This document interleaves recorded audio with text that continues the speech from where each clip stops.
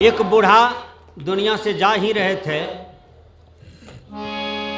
बेटा ने कहा, बाबूजी जीवन में आपने 10 टका दान भी नहीं किया, कभी भी बढ़िया काम नहीं किया, कभी भी भक्ति भजन भी नहीं किए हैं, तो उद्धार कैसे होगा?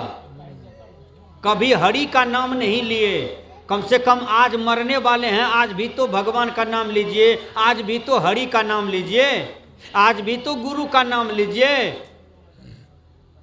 कहा, की बोली, क्या कहते हो? कहा, आज भी भगवान का नाम लीजिए। कहा, क्या नाम है भगवान का? कहा, राम। कहा, तू दशरथ का बेटा का नाम कैसी ले ले, विचार कीजिएगा। मर गया लेकिन राम राम नहीं बोले। कहा, दशरथ का बेटा का नाम बोलते हो, राम राम नहीं बोले। तो ऐसा ऐसा पापी है, जिंदगी भर धन कमाने में समय बिता देते हैं, लेकिन राम राम का कभी उच्चारण नहीं करते हैं, कभी राम राम का उच्चारण नहीं करते हैं, कभी गुरु गुरु का उच्चारण नहीं करते हैं। करना चाहिए, क्योंकि इससे वाचिक तप सफल होता है? क्या होता है सफल? वाचिक तप। आपकी वाणी में शक्ति आती है, शुद्ध मंत्र बोलने से, शुद्ध विचार बोलने से, शुद्ध बात बोलने से आपकी वाणी में शक्ति आती है।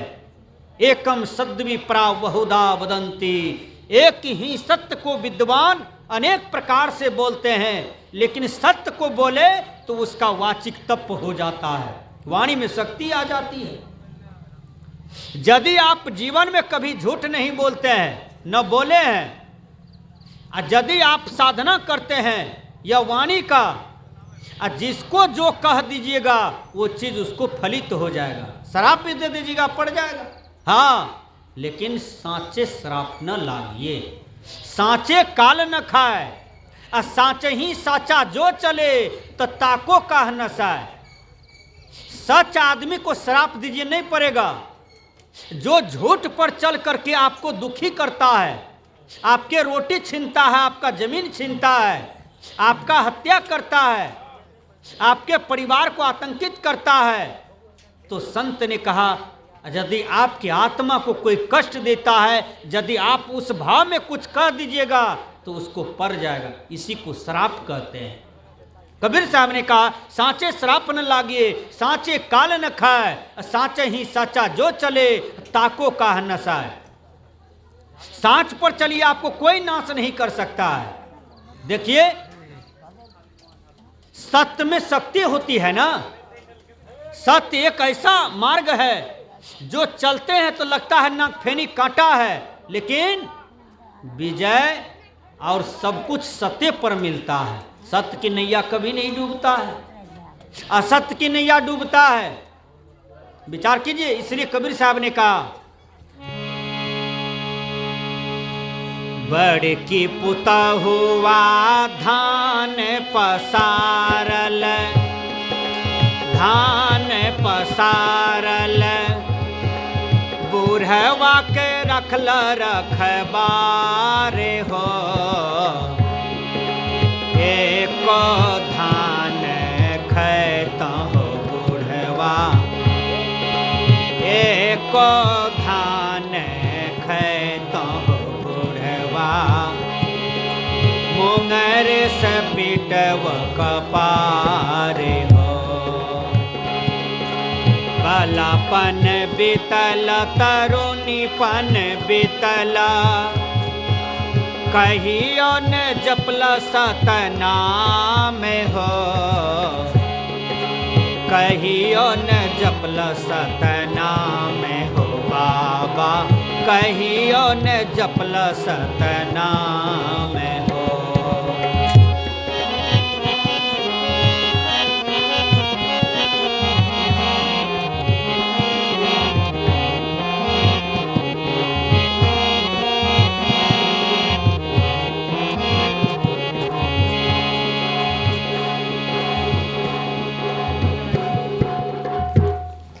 दो मित्र जा रहे थे, तो दोनों मित्र आध्यात्मिक बात करते हुए जा रहे थे।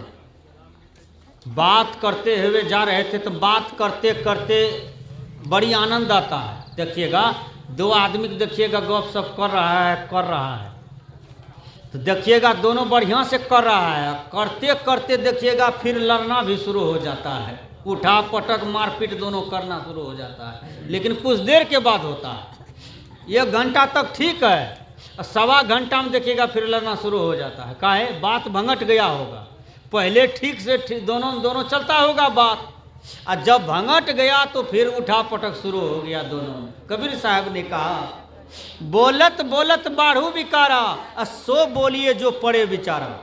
हैं? कहीं कहीं कन्या दुल्हा में भी झगड़ा होता है, कन्या दुल्हा को मार रहा है और दुल्हा कन्या को दे रहा है। हैं? ऐसा भी होता है, बात भंगट गया होगा दोनों में, हैं? तुक ने बैठा होगा, लड़ गया, गाली गलौज शुरू हो गया। भाई भाई में भी वही होता है, बात बात में गड़बड़ा गया होगा, दोनों में लाठी शुरू हो गया है। तो कबीर साहब ने कहा कम बोलो, अब प्रिय बोलो, धीरे से बोलो, सही बोलो। देखिए ये बात में जान है, कम बोलो, धीरे से बोलो, प्रिय बोलो, सही बोलो, और जब बोलो तो कल्याणकारी बात बोलो, यथार्थ बात बोलो, निर्णात्मक बात बोलो। उसमें कभी झगड़ा नहीं होता, कभी झगड़ा नहीं होता है। एक इंजीनियर और उसकी पत्नी प्रोफेसर दोनों जा रहे थे, तो जाते जाते एक कुआं के पास पानी पिया, फिर आम गाछ के पास खड़ा हो गया। दोनों, गर्मी का दिन था, जा रहा था ससुराल, दोनों का बात भंगट गया, दोनों लड़ना शुरू हो गया। तो एक संत आ गए उसी रास्ते से, संत ने देखा दोनों को लड़ते हुए, दोनों के बीच में खड़ा हो गया, छोड़ा दिया। संत ने पूछा कौन चीज का लड़ाई करते हो? कहा हम दोनों में यही लड़ाई है, हमारे पति कहते हैं कि हमको जो बेटा होगा हम उसको इंजीनियर बनाएंगे, हमारा कहना है कि हम प्रोफेसर हैं, तो हम प्रोफेसर सोचते हैं बनाने के लिए। महात्मा ने कहा दोनों का दिमाग खराब है, पढ़ा लिखा है, पोस्टेड, लेकिन दिमाग खराब है, दिमाग का नोट बाल्टू गड़बड़ है। महात्मा ने कहा कि तुम दोनों जिस बेटा को इंजीनियर बनाओगे, प्रोफेसर बनाओगे, वो बेटा कहाँ है? तो दोनों ने कहा अभी होबो ने किया। कहा बकलेला कहीं का नहीं था, जब होबो ने किया है तो लड़ते काहे हो? हैं? लड़ते काहे हो? अभी होबो ने किया है, हैं? विचार करो, लड़ते काहे हो? तब महात्मा ने समझाया दोनों को।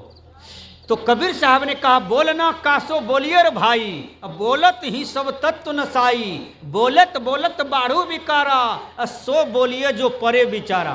पंडित सो बोलिए हितकारी, मूर्ख सो रहिए झकमारी, अब कहे कबीर अर्धगट डोले, अब पूरा होए विचार तो लो बोले। 10 बरस की अवस्था में हम साधु बने। उस समय हम 6 क्लास में पढ़ रहे थे। हमको परम पूज्य सदगुरुदेव आचार्य श्री धर्मस्वरूप साहब जी, उस समय मार्शल गाड़ी था, काला टाइप में था, नीलाहा टाइप में। देखिए फर्स्टे गाड़ी लिए थे गुरुदेव जी। उसी समय 10 बरस की अवस्था में हमको जन्मस्थान से उठा के पूर्णिया ले गए। पूर्णिया ले गए तो हम दूसरा साल जो पूर्णिया में थे, अस्थायी रूप से रहते थे, विद्यार्थी थे, पढ़ रहे थे। स्कूल में नाम था, मधुबनी में लिखा दिए थे, पढ़ रहे थे। जितेंद्र साहब देखभाल में थे।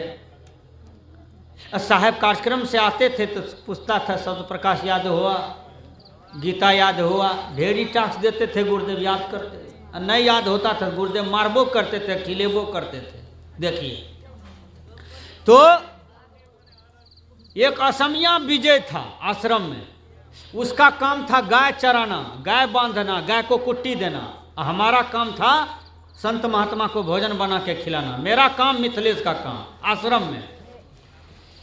तो हम दोनों भाई बच्चे थे, हम मिथिलेश साहब, सब बड़का बड़का था, लंबा तगड़ा था, पुरनका सब, हम ही दोनों बच्चा थे, हम मिथिलेश साहब। भोजन बनाना पड़ता था।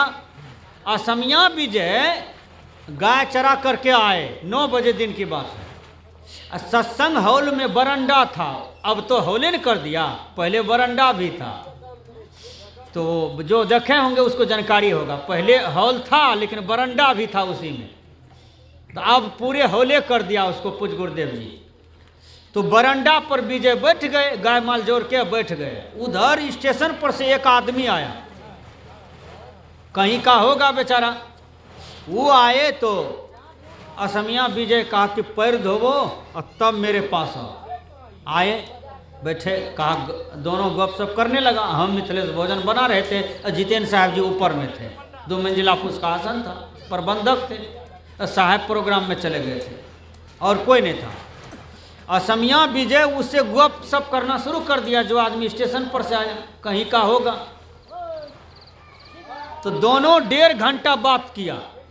बात करते करते 1.5 घंटा से बात चल रहा था, हम लोग देख रहे थे। बात भंगट गया दोनों में। बात जो था, असमिया विजय कहा कि लाठी लिया, कहा देंगे ऐसी 2-4 लाठी की स्टेशन पर पहुंचा देंगे। तुम कहते हो जीवन ज्योति केंद्र में खाली खिचड़ी बनता है, खाली खिचड़ी बनता है। यानी कहा वो आदमी कहा होगा खाली खिचड़िए तुम लोग खाते हो, यहाँ पर खिचड़िए बनता है। तो उसको गुस्सा हो गया, काहे बोला तुम ये बात, यहाँ खाली खिचड़िए बनता है। बात भंगट गया। 1 घंटा तक बात ठीके था, दोनों में तालमेल ठीक था। बात भंगट गया, लड़ाई शुरू हो गया। इसलिए कबीर साहब ने कहा, बानी बोलते हो लेकिन तोल करके बोलें, तौल करके बोले। जैसे सोना बेचता है लेकिन तौल करके न कम देता है न बेसी देता है। सोना का नाप बिल्कुल तगड़ा है, उसी प्रकार वाणी का नाप होना चाहिए। हम जो भी बोलते हैं, परिवार में बोलें कि टोला समाज में बोलें या किसी से बोलें, बोली में सब कुछ छिपा हुआ है। बोली ही मित्रता लगाता है और बोली ही दुश्मनी पैदा करता है। इसलिए वाणी पर संभल करके बोलना चाहिए। संतों ने कहा, मैं झिली पुतहुआ कहे किया बुढ़वा मरत,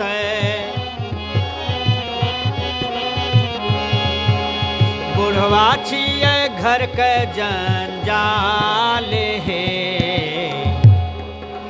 मैं झिली पुतहुआ कहे कहिया बुढ़वा मरत, कहिया बुढ़वा मरत हो, कहिया बुढ़वा मरत। बुढ़वा छिके घर के जंजाल हे, बुढ़वा के मरन बड़ा सुख होइते, अपने से करबै घरवार हे। भलापन बीतल तरुणीपन बीतला, कहियो न जपल सतनाम हो, कहियो न जपल सतनाम हो बाबा, कहियो न जपल सतनाम हो।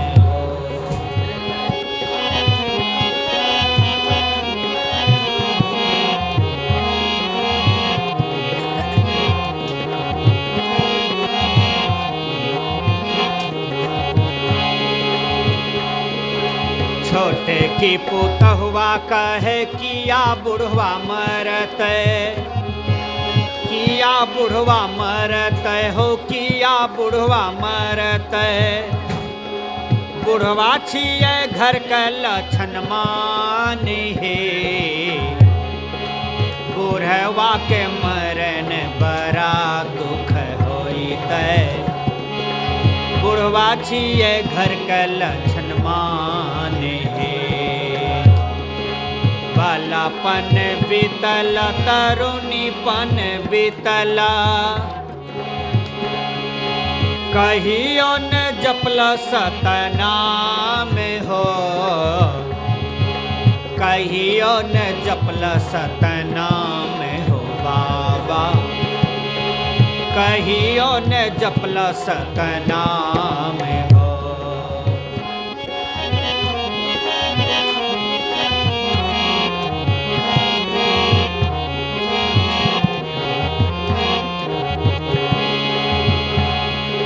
साहिब कबीर यह मंगल गावे, मंगल गावे। सबद पर खुटक सारे है, अबरिक मिलल बहुरियन मिलवा, हेरो सहत अवतार है, अबरिक मिलल बहुरियन मिलवा, हेरो न मनुष्य अवतार है। बालापन बीतल तरुणीपन बीतला, कहियो न जपला सतनाम है, कहियो न जपला सतनाम हो बाबा, कहियो न जपला सतनाम हो, कहियो न जपला सतनाम हो, कहियो न जपला सतनाम